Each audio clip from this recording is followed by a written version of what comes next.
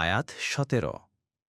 الصابرين والصادقين والقانتين والمنفقين والمستغفرين بالأسحار অনুবাদ তারা ধৈর্যশীল সত্যবাদী অনুগত ব্যয়কারী এবং শেষ রাতে ক্ষমাপ্রার্থী তাফসির ১ নং ফুটনোটের বিবরণ আবু হুরাইরা রাদিয়াল্লাহু আনহু বলেন রাসূলুল্লাহ সাল্লাল্লাহু আলাইহি ওয়াসাল্লাম বলেছেন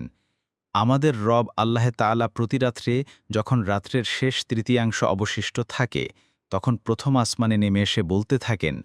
কে আমাকে ডাকবে যে আমি তার ডাকে সাড়া দিব কে আমার কাছে চাইবে যে আমি তাকে দিব কে আমার কাছে ক্ষমা চাইবে যে আমি তাকে ক্ষমা করে দেব বুখারী 1145 মুসলিম 758 এর দ্বারা শেষ রাত্রির ইবাদতের গুরুত্ব বোঝা যায় এই সময়কার দোয়া কবুল হয় এটা মূলত তাহাজ্জুদের সময় পরবর্তী তাফসিরে যেতে ভিডিওটি শেষ হওয়ার পূর্বেই এই বক্সে ক্লিক করুন। ভয়েস বা উচ্চারণে অনিচ্ছাকৃত ত্রুটি ক্ষমাসুন্দর দৃষ্টিতে দেখবেন ইনশাআল্লাহ।